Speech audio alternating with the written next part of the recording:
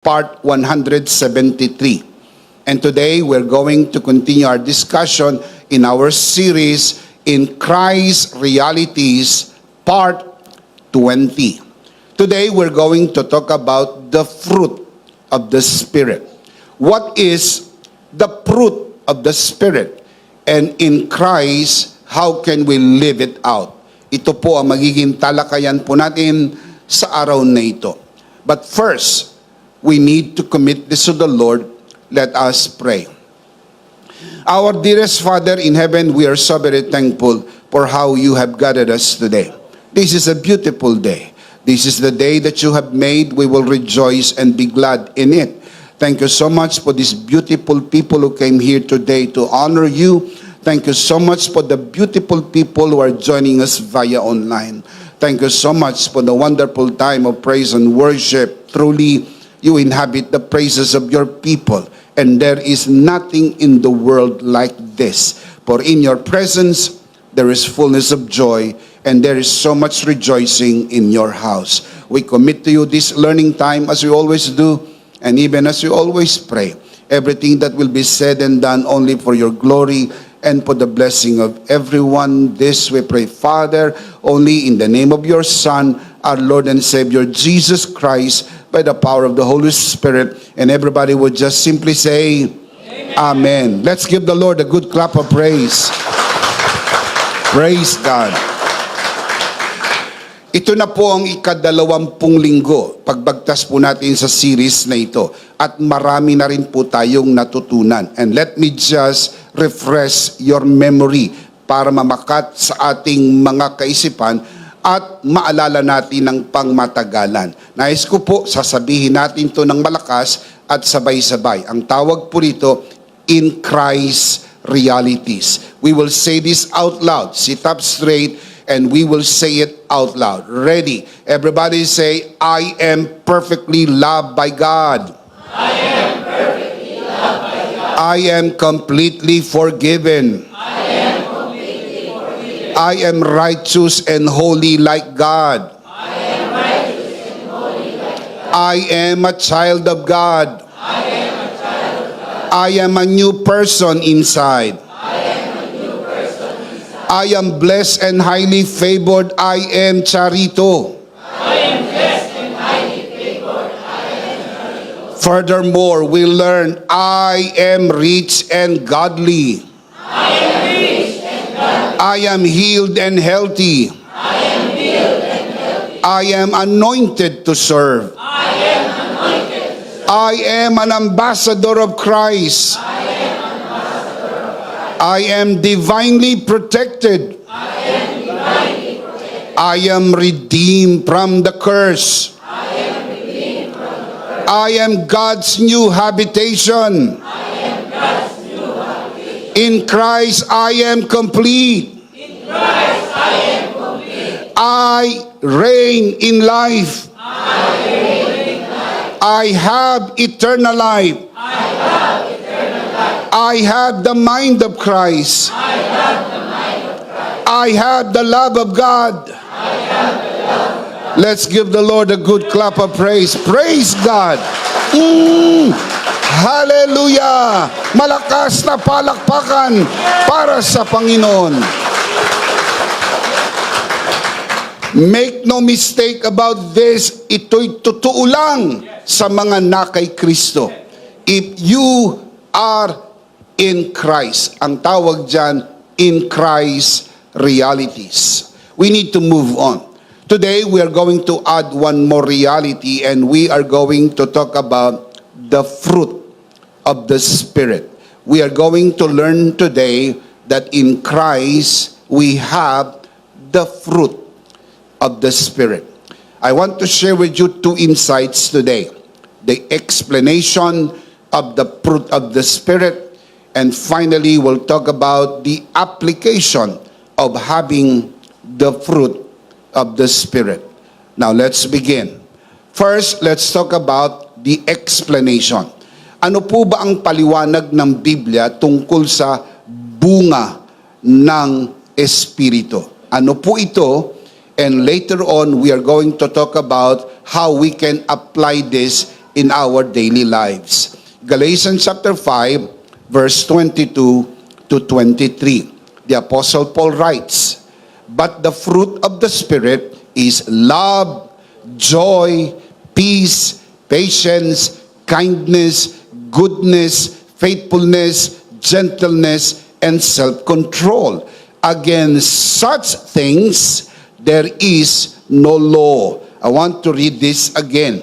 But the fruit of the Spirit is love, joy, peace, patience, kindness, goodness, faithfulness, gentleness, and self-control.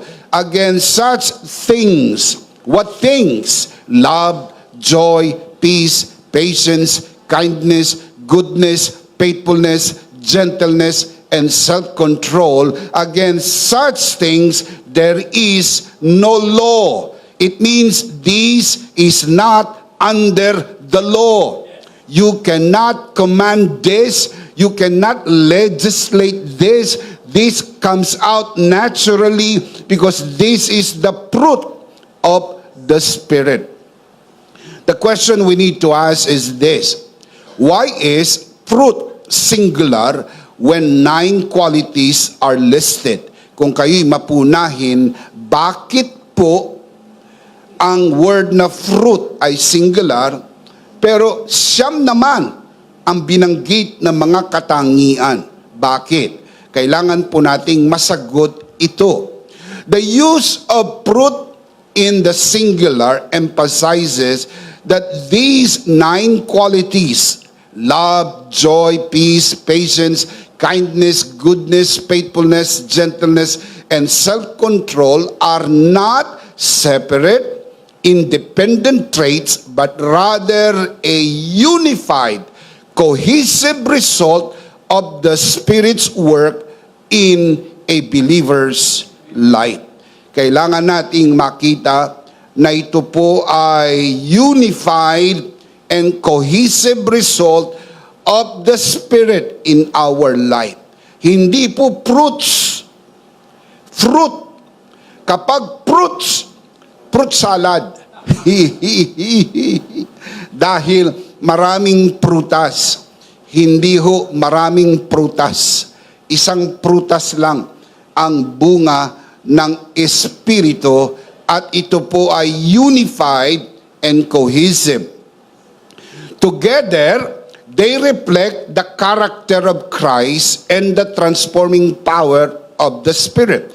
Instead of being seen as individual qualities to strive for, they are a singular fruit that grows naturally as one lives in Christ. Hindi po pinagsisikapan magkaroon ng mga katangiang ito. Ito'y natural na dumadaloy sa iyo sapagkat ikaw ay na kay Kristo. Tandaan po natin ang sabi ng Panginoong Hesus, "Ako ang puno ng ubas, kayo ang mga sanga." Kung tayo'y mga sanga na nakakabit sa punong ubas, kusang dumadaloy ang buhay at kusang nagbubunga ang sanga. Ang sanga na hindi nakakabit sa puno, walang pag-asang magbunga. Tandaan, hindi ka puno, ikaw ay sanga. Isa kang sanga. Isa kang malaking sanga. At ang Panginoon ang puno.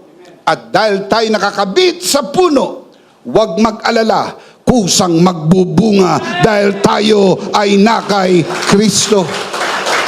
Malakas na palakpak para kay Lord.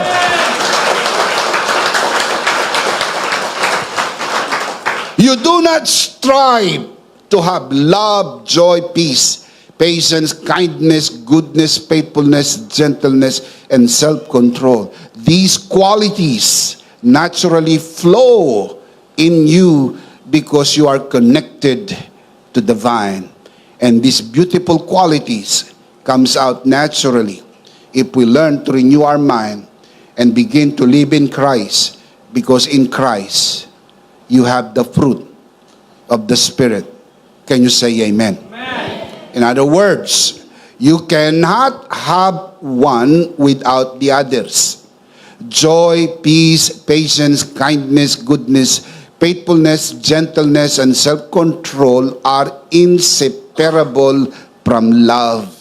For love is the greatest of all. Kapag nasa iyo ang pag-ibig, nasa iyo ang kagalakan, kapayapaan, nasa iyo ang kabaitan, kabutihan, pagiging matapat, mahinahon at pagpipigil sa sarili. Kinakailangan lang talagang baguhin ang kaisipan. Kailangan matuto upang kung anong yaman mayroon tayo sa loob ng ating born-again spirit ay lumabas at ito po ay mamakat sa ating pang-araw-araw na buhay. Hindi ko mo hindi nakikita ay hindi mo taglay. Hindi ko mo hindi nagmamanifest outside, wala sa loob. Nasa loob at ito'y kailangan i-manifest sa labas because that is another thing to learn. Nung tayo na born again, diniposito na sa loob ng ating born again spirit ang lahat ng yaman ng ating relasyon sa Diyos. Pero kailangan baguhin ang ating kaisipan. Tawag po dito, renewing the mind. You need to renew the mind upang mag-open up, mga kapatid, ang atin pong soul at dito, mga kapatid, makita ang iba't ibang ekspresyon ng kagandahan ng ating relasyon sa Diyos sa pamagitan ni Jesucristo. In Christ, the Holy Spirit lives within you. 1 Corinthians 6:19. Naturally, the fruit of the Spirit flows from His presence. Dahil nasa iyo na ang presensya ng Banal na Espiritu, yung Galatians 5:22-23 must come out naturally. Hindi po nag-i-struggle ang sanga na magbunga. Inuulit ko po, wala kayong nakikitang sanga na namamalipit bago mamunga. Wala kayong nakitang sanga na na-stress bago magbunga. Natural sa sanga ang magbunga. Tandaan, ikaw ay sanga, nakakabit ka sa puno, walang striving. It comes out naturally. Kung bakit hindi nagmamanifest sa marami, ay sapagkat hindi po sila naturuan. Tandaan, hindi mo maipapakita ang anong bagay na hindi mo alam. It must start from knowing. The Bible says, my people are destroyed for lack of knowledge. You have to know. You cannot express, you cannot manifest what you do not know you have inside. Lagi ko pong sinasabi ito sa inyo at sana tandaan po ninyo, ang tao pong may pera na hindi niya alam na siya'y may pera, parehas ang damdamin sa taong walang pera. Alam niyo, ang damdamin ng walang pera, mabigat sa loob. Ganon din ang damdamin ng tao po na may pera naman, pero hindi niya alam na siya'y may pera. Gusto ko pong ipaalam sa inyo, mayroon kang pera. Spiritually speaking, nasa iyo ang yaman ng Diyos. You have the wealth of God inside. Come on, everybody say, in Christ I am rich and godly. One more time. In Christ, I am rich and godly. In Christ, I am rich and godly. Kapag napag-uusapan ng kayamanan, hindi lang naman po lagi tungkol sa pera. Pwede rin pong spiritual na kayamanan. At isa sa katotohanan ng spiritual na kayamanan ay nakadeposito sa iyo ang bunga ng banal na spirito. And it comes out naturally. Inuulit ko po, isa lang ang bunga ng Espiritu. Ito ay pag-ibig.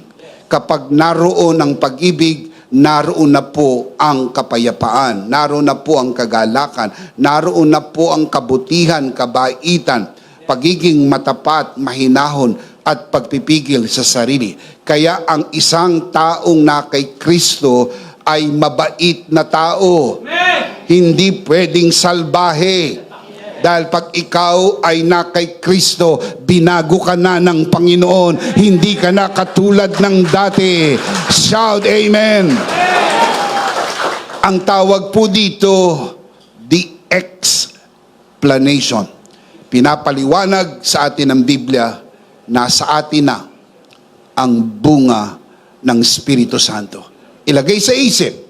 Sabihin natin malakas, in Christ I have the fruit of the Spirit.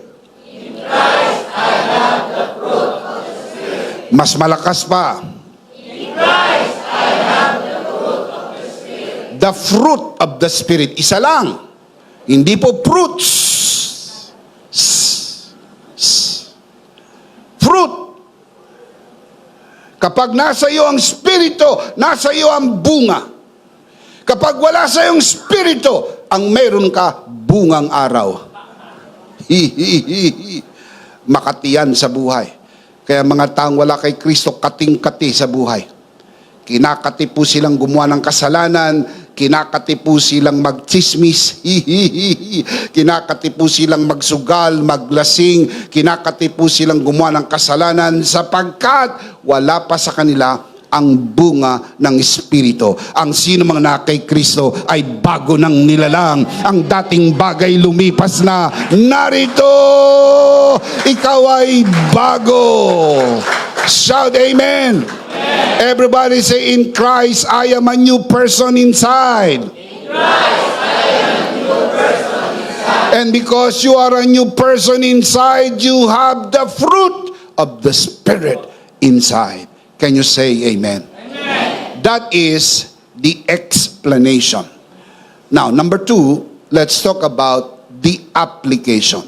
Dahil nasa atin na ang bunga ng Espiritu. Dahil nasa atin na ang Espiritu at ang bunga ng Espiritu, anong application po niyan sa buhay po natin? With the Spirit and His fruit, how can this be shown in our daily life? Ito na ho yung application. Number 1, show love to difficult people. Show love to difficult people. Mga kapatid, sabi ng iba, mahirap itong gawin. Tatapatin ko kayo, hindi natin ito kayang gawin. We just cannot do that. Yun ngang madaling mahalin, hindi mo mamahal. Madali na ha. Yung pang mahirap mahalin, imposible yan. Kaya lang mo magagawa ito dahil nasa iyo na ang pag-ibig ng Diyos. Show love to difficult people, for love reflects Christ's heart in us. Jesus taught to love even our enemies, saying, love your enemies, bless those who curse you, and do good to those who hate you. Matthew 5:44. Paano mo magawa yan? Matay mong isipin, ikamamatay mo, hindi mo magagawa yan. Sapagkat wala po yan sa ating likas na bagsak na pagkatao. Magagawa mo lang yan dahil ikaw ay na kay Kristo. At kay Kristo, nasa iyo ang bunga ng Espiritu, at ang bunga ng Espiritu ay pag-ibig. Through grace, we are empowered to love as He loves. Remembering that while we were still sinners, Christ died for us, Romans 5:8. Embracing His love enables us to extend it to others, no matter how challenging. Malaki talagang hamon na ito'y gawin. At magagawa lang natin ito dahil nasa atin na si Kristo, nasa atin ang banal na Espiritu, at nasa atin ang bunga ng Espiritu. Tandaan, hindi po natin ito magagawa hiwalay kay Kristo. Si Kristo ang puno ng ubas. Tayo ang mga sanga. Hindi pwedeng magbunga ang sanga ng hiwalay sa puno. Hindi ho pinipilit ang sangang magbunga. Kusang nagbubunga ang sanga dahil nakakabit sa puno. Tayo'y na kay Kristo. Matutunan lang natin ito, mamamangha ka kung ano ang kakayahang kayang gawin ni Kristo sa iyong buhay dahil dakila ang pag-ibig ng Diyos. Palakpakan si Lord. Hallelujah. Amen. Nasa atin na po ba ang pag-ibig ng Diyos? Anong sabi ng Bible sa 1 John 4:19? We love because He first loved us. Sabi sa Bible sa Romans 5:5, ibinuhos ng Diyos ang kanyang pag-ibig sa atin. At dahil nasa atin na ang pag-ibig ng Diyos, meron na tayong kakayahang ibigin ang tao hindi sa sariling pag-ibig, kundi sa pag-ibig na inibig tayo ng Diyos. Can you say amen? Amen. That is why we learn, in Christ, I have the love of God. Sabihin natin, in Christ, I have the love of God. One more time. In Christ, I have the love. And that is very important, that in Christ, I have the love of God. Nasa iyo na ang pag-ibig ng Diyos. Natutunan po natin yan dito sa in Christ realities. Dahil nasa atin na ang pag-ibig ng Diyos, pwede ka nang sumalok ng timbang pagmamahal sa iyong kapwa dahil nasa iyo ang balon na hindi matutuyo kahit kailan, ang balon ng pag-ibig ng Diyos. We just need to learn how to practice His love.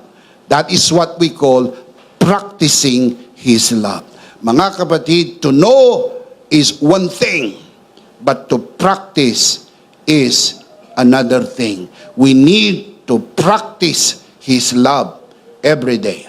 Number one, show love to difficult people. Number two, be joyful even in tough times. Madaling maging masaya kung maraming pera. Madaling maging masaya kung lahat ng bagay na nangyayari ay pabor sa iyo. Madaling maging masaya kung may trabaho ka dahil siguradong meron kang bonus at 13-month pay. Merry Christmas. Namamas ko po. Sapagkat maraming pagpapalang material at pinansyal, feeling mo happy ka at madaling maging masaya.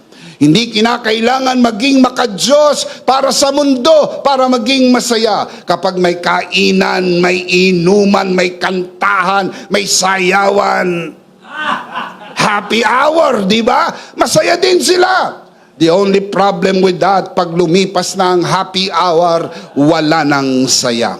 Pero ang saya na tinuturo ng Biblia ay hindi nakadepende sa happy hour. Ito'y everyday happy in Jesus. Everyday happy in Jesus. Shout amen. Be joyful even in tough times, as true joy flows from God's grace, not from our circumstances. Ang ating mga sirkumstansya pabago-bago, pero ang bunga ng Espiritu ay permanente.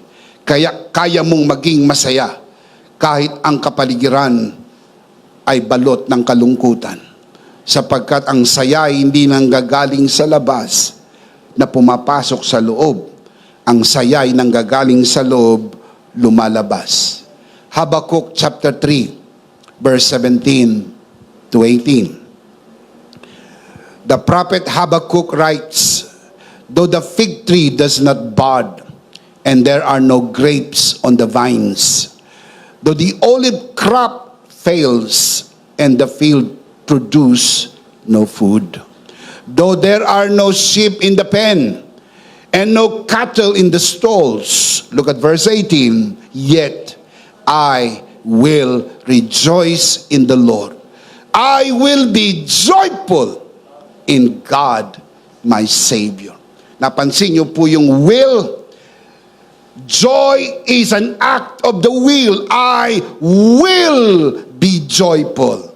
I will rejoice. Now, you can be joyful. Hindi mo nakasalalay sa circumstances ng life.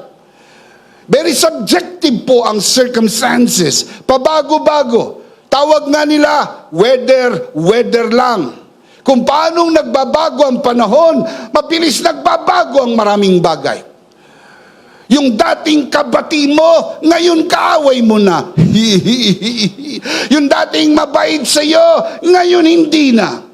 Yung dating nagbibigay sa iyo, ngayon hindi na. Maraming bagay na nagbabago. Bakit? Sapagkat ang tao ay marupok kay daling lumimot. Dati ang bait-bait sa iyo. Ngayon, ang sama-sama sa iyo. Bakit? Nagbago ang panahon. Walang hindi nagbabago sa mundo na ito. Sapagkat ang mundo'y sadyang nagbabago. Ang hindi lang nagbabago ay si Jesus. Jesus is the same yesterday, today, and forever. Palakpak para sa Lord. Amen. Ang hindi lang nagbabago ay ang salita ng Diyos. Langit at lupa ay lilipas. Ang salita ng Diyos hindi kukupas. Ang hindi lang nagbabago ay ang Diyos, sapagkat ang Diyos ay walang hanggan. Pero pag pinag-usapan ay tao, nagbabago ang tao. Itsura nga, nagbabago, ugali pa. Maraming nagbabago sa mundo. Yung mga dating nagbabayad, ngayon hindi na. Pabago-bago ang mundo. Pero salamat sapagkat ang Panginoon ay hindi nagbabago. Palakpakan natin si Lord. Praise God. Praise God. The scripture reminds us that the joy of the Lord is our strength. Nehemiah 8:10. Sabihin nga natin, the joy of the Lord is my strength. One more time. Yan po sabi ng Nehemiah 8:10, the joy of the Lord. His joy. Not your joy, His joy. The joy of the Lord is your strength. And even the Apostle Paul encourages us to rejoice in the Lord always. Philippians chapter 4 verse 4. Not sometimes, not oftentimes, not even many times, but always. Rejoice in the Lord always. And again I say, rejoice. Ang biyaya ng Diyos ang nagbibigay sa atin ng tunay na kagalakan na kaya nating magtiwala sa Diyos sa kabila ng mga sirkumstansya ng buhay natin. Gaano man ito, hindi pabor sa atin. Pero ang Diyos, laging pabor sa atin. Ang Diyos hindi nagbabago. Palakpakan natin ng malakas ang Panginoon. Praise God. Number 1, show love to difficult people. Number 2, be joyful even in tough times. Number 3, be a peacemaker in conflict. Maging tagapagpayapa. Pag may nag-aaway, pagbatiin mo. Huwag mo lalong pag-awayin. Sulsulero ka eh. Na hindi kayo tinutukoy ko yung mga nanonood. Sulsul ka ng sulsul eh. Kaya dapat muntik ng magkabati, nag-away lalo eh. Dahil sa kung ano nung sinusulsul ng tao. Huwag ganyan. Hindi ganyan ang mga nasa biyaya. Hindi pinag-aaway ang mga pastor. Hindi pinagsasabong. Hindi ho pinag-aaway. Yung mayroong mga di pagkakaunawaan, pinag-aayos. Yung mga kabiyayang hindi magkaayos, pinag-aayos. Kasi peacemaker ka eh. Hindi ho yung lalo mo pang pinapalala. Binibigyan mo pa ng mga kwentong walang kwenta, kaya muntik nang magkabati, hindi tuloy na tuloy.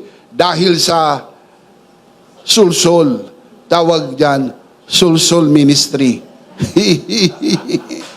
Yan po yung ministry ng iba. Wala nang ginawa kundi magsulsol.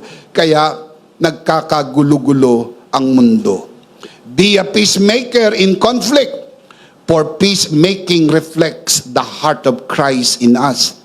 Jesus calls us blessed when we seek and pursue peace. Tignan nyo, sabi ng Panginoong Jesus, Matthew 5:9, blessed are the peacemakers, for they will be called children of God. Kaya ang mga anak ng Diyos, peacemakers. Hindi ho troublemakers. Hindi ka magulo. Pag magulo ka, Umayos ka. Dapat maging mapagpayapa lang tayo. Pag merong di pagkakaunawaan, pagbatiin nyo. Pag yung nanay at tatay nyo hindi nagkakasundo, mga anak, gumawa kayo ng paraang magkabati. Dahil pag di nagkabatihan, wala kang pera. Mga anak ninyo, pag hindi nagkakasundo, mga magulang, huwag kang kumampi sa isa. Pagbatiin mo. Sapagkat parehas mo anak yan. Mas kamukha mo lang yung isa. Dapat mahal mo parehas yan. Can you say amen? Oh, Bishop, marami kang tinatamaan ngayon ha.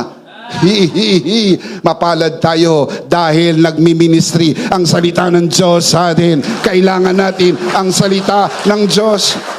Amen. Very, very important to learn that through grace, we are equipped to bring reconciliation, as Paul reminds us that God gave us the ministry of reconciliation. 2 Corinthians 5:18. Let me show you the verse. All this is from God, who, referring to God, reconciled us to himself through Christ. What else did he do? Gave us the ministry of reconciliation. Gawain ang pakikipagkasundo. Ako po'y naniniwala, primarily, ang tinutukoy ni Apostol Pablo ay ang pakikipagkasundo ng tao sa Diyos. At ito'y ginawa ng Diyos sa pamagitan ng pagsusugo ng kanyang anak. God reconciled us to himself by sending Jesus Christ, died on the cross for us all. Tayo ang nangangailangan makipagkasundo sa Diyos. Kaya lang wala tayong kapasidad gawin. Ang Diyos ang nag-initiate, sinugo niya ang kanyang anak, namatay sa krus ng Kalbaryo, binayaran yung ating atraso para magkabati tayo. God took the initiative, and that is what love is all about. Can you say amen? At dahil ito ay napasa atin na, kailangan natin itong ibahagi sa iba sa pamagitan ng evangelism. Now listen to this. Evangelism is a peacemaking ministry in the greatest spiritual conflict of all, sharing the message of reconciliation through the cross. Pag tayo po'y nag-evangelize, nagsishare po tayo ng gospel, tayo po'y gumaganap sa gawain ng ministry of reconciliation. Diniscuss ko sa inyo minsan, ang ministry of reconciliation is the ministry of evangelism. Kapag humahayo tayo, nagsishare tayo ng mabuting balita, ng kaligtasan, ay gumagawa tayo ng paraan magkaroon ng reconciliation. Ang taong makasalanan ay mailapit natin sa Diyos sa pamagitan ng tinapos na gawa ni Kristo sa krus ng Kalbaryo. Can you say amen? Evangelism is every believer's responsibility. At the very least, learn the art of non-confrontational evangelism. NCE. Ano ibig sabihin ng NCE? Non-confrontational evangelism. Confronting someone with the gospel without being confrontational. That is the art of sharing the message without being confrontational. I wish I have even more time to fully develop this. Meron po ko sinulat na booklet. Available din po ito sa e-book format. NCE, Non-Confrontational Evangelism. Ako'y naniniwala, gawain ng lahat ng mananampalataya ang mag-evangelize. Can you say amen? Amen. Being an agent of peace in any relational conflict is truly godly and Christ-like. Dahil tayo po'y nakay Kristo, tayo po'y maka-Diyos, ang makikipag-ayos o pakikipag-ayos o gumagawa ng paraan para maayos ang iba ay maka-Diyos at maka-Kristo. Kaya kailangan po natin gawin ito sa abot lang ng ating makakaya. Look up here, look at my eyes and read my lips. Of course, we can only do so much. We cannot do everything with our limited way of doing it. Do it. Pero kung hanggang dun lang ang kaya mong gawin, wala ka nang magagawa. Itong mabuting balita, kung wala ka nang magagawa, may magagawa ang Diyos. Palakpakan si Lord. Amen. Praise God. Romans chapter 12 verse 18. If it is possible, as far as it depends on you, live at peace with everyone. Pansinin niyo po ang wordings ni Paul. If it is possible, kung posible lang naman, as far as it depends on you, sa'yo nakadepende, without condemnation, kung ano lang ang kaya mong gawin, hanggang gaano kababa ang kaya mong iyuko na hindi ho mababali ang iyong likod. Hanggang saan ang kaya mong gawin. At kung hindi mo na kayang gawin, hindi ka kinukondem. Sabi sa Bible, as far as it depends on you, live at peace with everyone. Kung ayaw nilang makipag at peace with you, you can live at peace with yourself. Okay na yan. I can live with that. Kung ayaw niyang makipagbati, I can live with that. Why? Because I am at peace with God. Wala na akong problema sa Diyos. Payapa na ang isip ko dahil alam ko, pinatawad na ako ng Panginoon sa lahat ng aking kasalanan. Wala na akong atraso sa harap ng Diyos. Shout amen. Shout amen. Number 4, be patient with slow pokes. Be patient with slow pokes. Ano po yung slow pokes? Slow people. Yung po yung one word ng slow people. Shortcut. Kasi slow people, dalawang words eh. Slow pokes. Kaya kung mayroong makilala kayong mga mababagal, slow pokes. Hi, slow pokes. Ha? Meron talagang mga mababagal. Tawag nga ng mga Tagalog, ang kupad. Makupad. Ang bagal. Pagpasensyahan niyo po ang mga makupad, mabagal. Dahil pag naubos ang pasensya mo, ma-high blood ka. Kawawa ka naman. Lugi ka. Pag tumaas ang presyon mo, at napasama, naputukan ka pa ng ugat, nakko, ma-stroke ka. Laking problema yan. Kaya relax lang. Be happy. Masaya lang. Kung mabagal siya, di iwanan mo. Kesa naman ikaw ay apektado masyado. Maging pasensyoso sa mga makukupad. Pakita ko sa inyo, nasa Bible yan eh. We need to look at the scripture. Be patient with others, remembering that God's grace is patient with our weaknesses, and we should do the same. Ang Diyos nga, pinagpasensyahan ka. Kaya ganun din gawin natin. Pagpasensyahan din natin ang mga slow pokes. Ephesians chapter 4 verse 2. Be completely humble and gentle. What's the next line? Be patient, bearing with one another. And how can you do this? In love. Without love, there is no way you can be patient. Patience is an expression of love. The fruit of the Spirit is love, joy, peace. What's the next word? Patience. Kaya pag walang pag-ibig, walang pasensya. Patience is only possible in love. Jesus was very patient with His disciples. Ang daming beses, nire-rebuke ni Jesus ang kanyang mga disciples because of their doubts and unbelief. Mantak mo, nakita nilang milagro. Pilay nakalakad, bulag nakakita. Ketungin luminis, patay na buhay. Nagdududa pa. Nagdududa. Kaya ang sabi po ni Tomas, hindi ako maniniwala hanggang hindi ko mahawakan ang sugat ng kanyang kamay at ang sugat ng kanyang tagiliran. Napakabait ng Panginoong Hesus. Nagpakita sa kanyang mga alagad.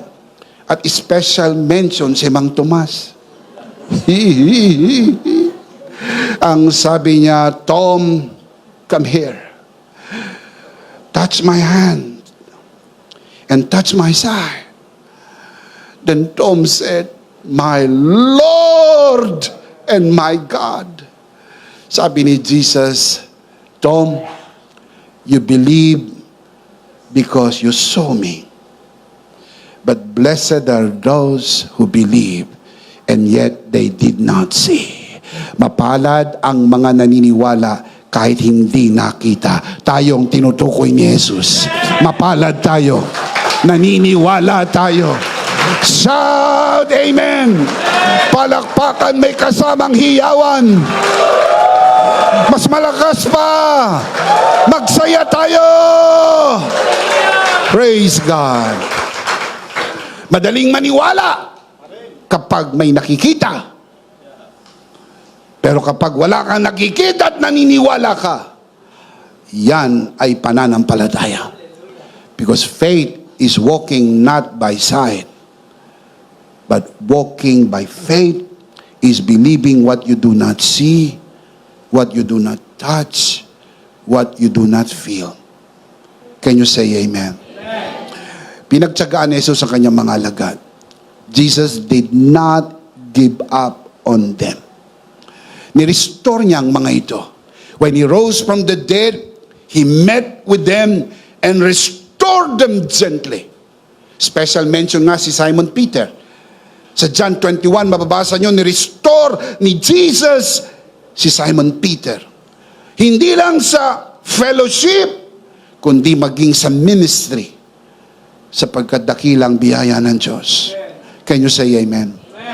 Paul had to learn patience the hard way. Hindi ho agad-agad. Pero ang lakbaying kay layo ay nagsisimula sa unang hakbang. Nang simula, si Pablo hindi very patient with John Mark. You can read the story in Acts chapter 15 verse 37 to 39. Sa kanilang second missionary journey, nagkaroon sila ng problem with John Mark. Sabi ni Barnabas, isama uli si John Mark, ayaw nang pumayag nitong si Paul. Sabi niya, wag na natin isama si JM. Sabi niya, wag na natin isama yang si JM, ang lakas kumain. Wag na natin isama si JM, puro laro lang yan. Pa-easy-easy. Ha? Pa-cellphone. Ha? Hindi serious. Isip bata. Parang pabanjing-banjing lang si JM. Huwag na natin isama. Si John Mark. Ayaw pumayag ni Barnabas. Bigyan natin ng second chance.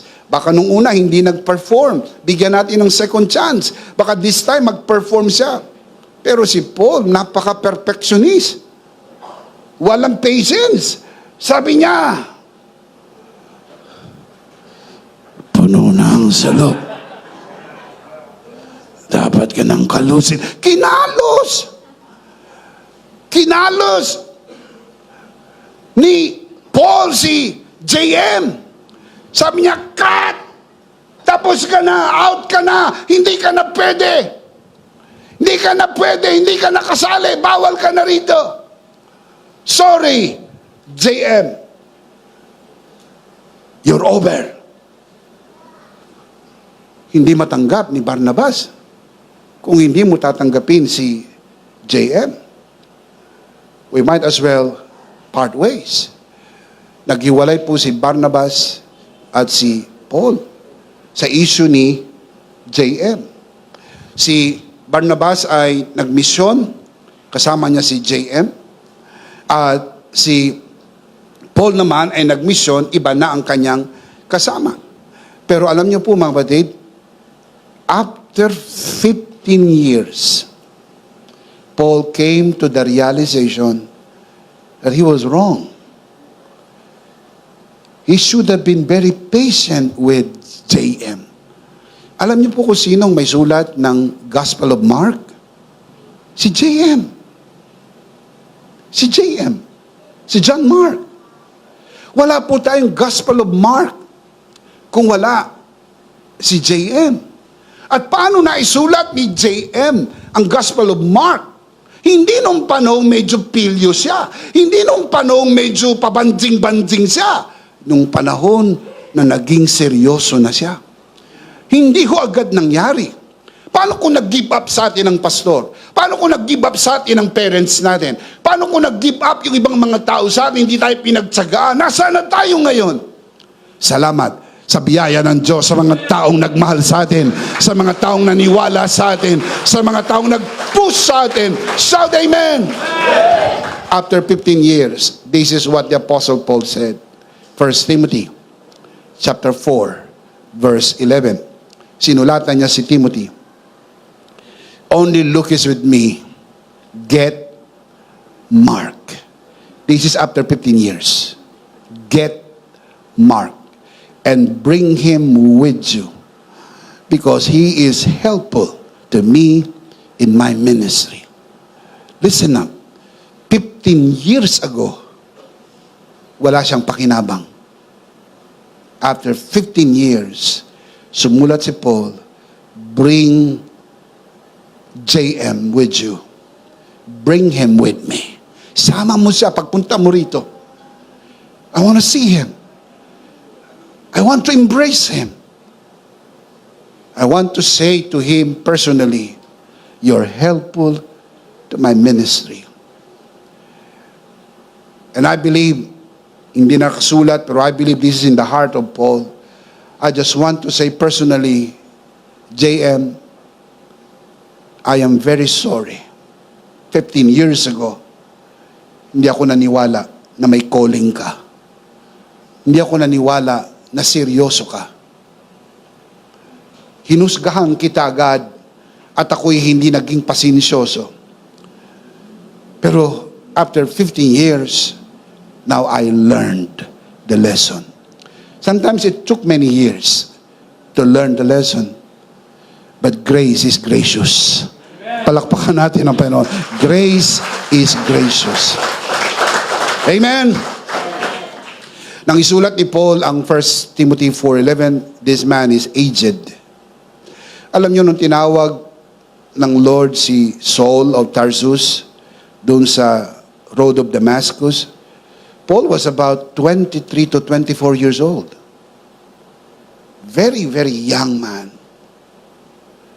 Marami po ang mga nagsisimula sa ministry, very idealistic, very passionate. But they lack wisdom, because wisdom grows with years. Kaya you look up to someone who have grown years in the ministry. Now, there is a reason why you respect them. May dahilan kung bakit iginagalang nyo po yung mga taong pumuti na ang buhok, numipis na ang buhok, at nawala na ng buhok. Sa katagalan sa ministry, sapagkat they have learned a lot. Yan po yung maraming peklat, spiritually speaking. Yan po yung maraming sugat na pinagdaanan. Maraming sakit ng loob. Mga napagtagumpayan, yung mga panahong hiniya siya, yung mga panahong parang binastos siya, yung mga panahon na parang winalang hiya siya, and yet, lahat ng ito'y napaglaguan niya. Tandaan niyo po, anumang hindi ka kayang patayin, lalo kang tumitibay ng tumitibay ng tumitibay. Ang sundalong maraming sugat sa katawan ay patunay ng katapangan, dahil habang nasusugatan, patuloy na lumalaban dahil sapat ang biyaya ng Diyos. Sapat ang biyaya ng Diyos. Amen. Galatians 6 verse 1. Brothers, if someone is caught in a sin, you who are spiritual should restore him gently. Now, it seems to me that Paul had learned his lesson, huh? Yung writings niya rito, you could even sense the man was very patient. Right?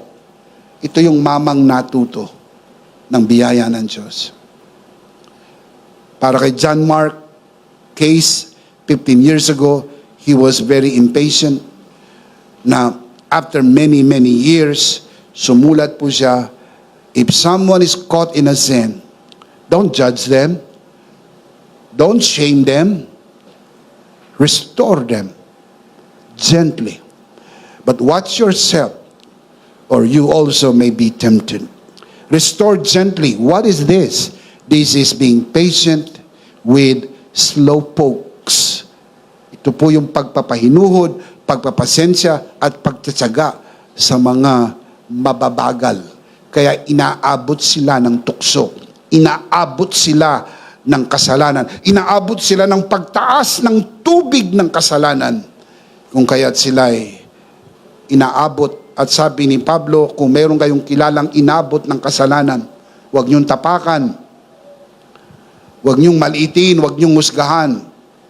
I-restore ninyong dahan-dahan sapagkat dakila ang biyaya ng Diyos. Can you say amen? Ang context po ng Galatians 6:1 para sa inyong kaalaman. And I found this very, very helpful. Na bago nagkaroon ng 6, merong 5. Alam niyo rin po ba yun? I found it. When I found it, I was very happy. Bago nagkaroon ng 6, merong 5. Let me show you chapter 5. But the fruit of the Spirit is love, joy, peace, patience, kindness, goodness, faithfulness, gentleness, and self-control. Against such things there is no. So this is not under the law. Chapter 5, 22 to 23. Chapter 6, sabi ni Paul sa kanyang sulat, if someone is caught in a sin, you who are spiritual. Sinutuko niyang you who are spiritual. Galing po sa chapter 5. Those who have the fruit of the Spirit. Those who have the fruit of the Spirit should restore him. The one who is caught in sin, restored him what? Gently. What is that? Patience. That is patience in its best. Can you say amen? Let's see them again. Number 1, show love to difficult people. Number 2, be joyful even in tough times. Number 3, be a peacemaker in conflict. Number 4, be patient with slow pokes.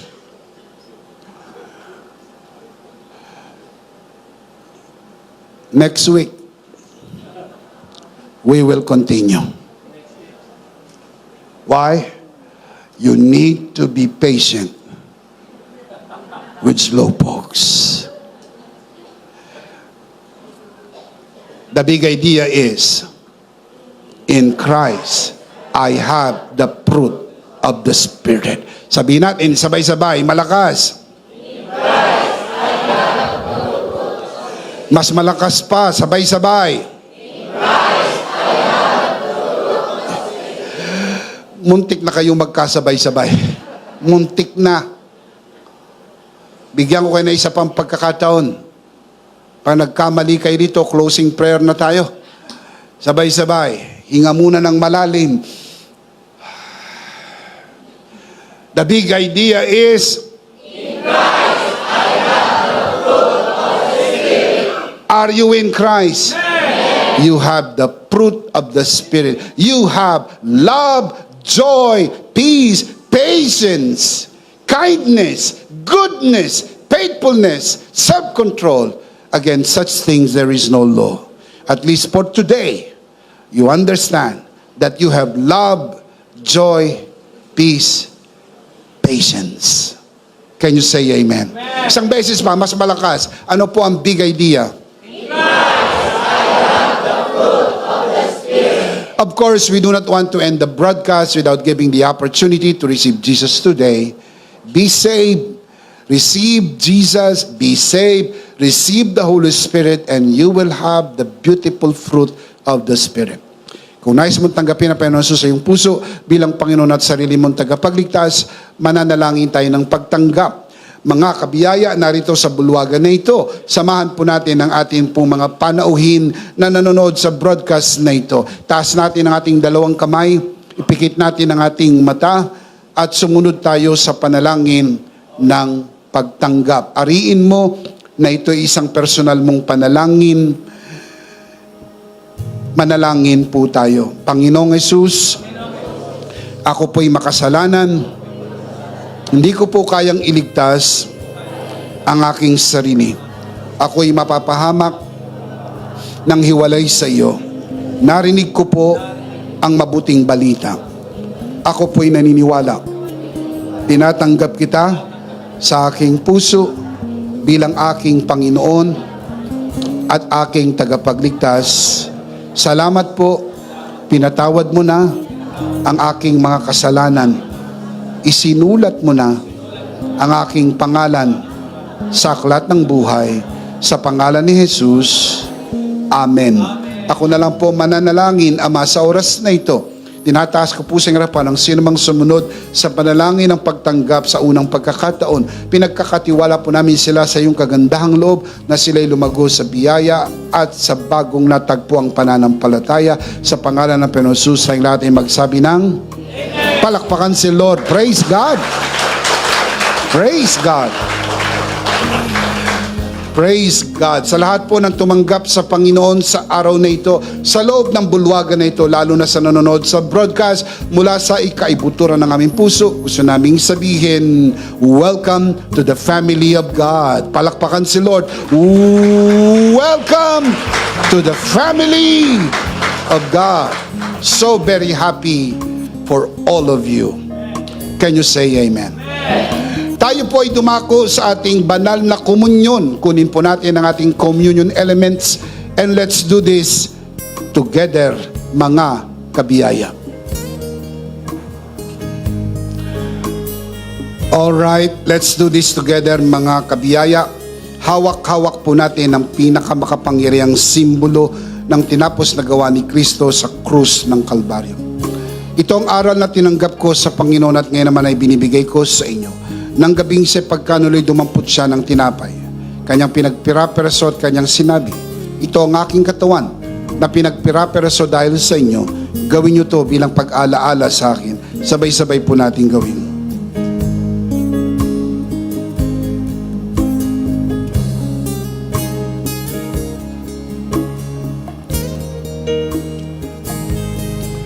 Kaya hindi naman matapos magkapunan ay kanyang hinawakan ng sarod, kanyang sinabi, ito ang saro ng bagong tipan na pinagtibay ng aking dugo. Gawin niyo to bilang pag-alaala sa akin. Sabay-sabay po natin gawin.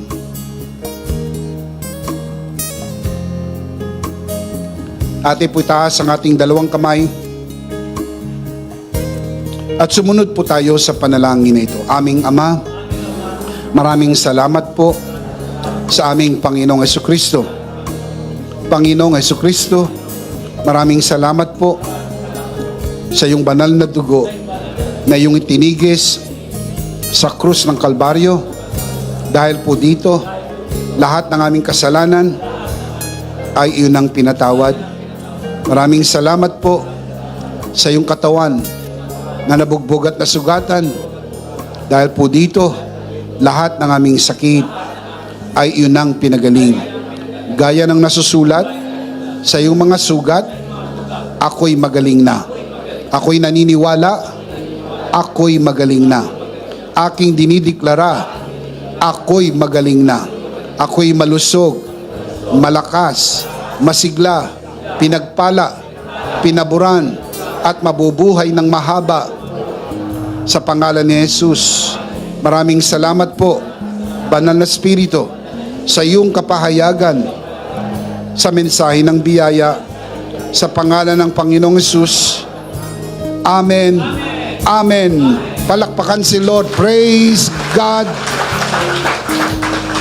Praise God. Isang beses pa, balakas, sabay-sabay. Ano po ang big idea? Mas malakas pa dyan. In Christ, I have the fruit of the Spirit. Last of all, let me speak to your heart. you who are watching this broadcast. If this broadcast has blessed you, and if not asking too much, I would like you to bless this ministry with your love offering, so that together we can reach the world with the message of full grace. And from the bottom of our hearts here at EMI, we would like to say, thank you for giving to the Lord.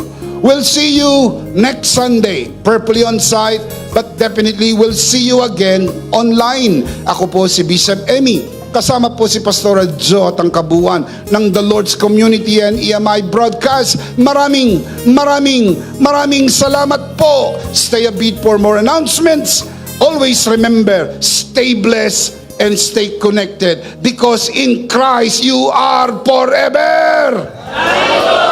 Charito!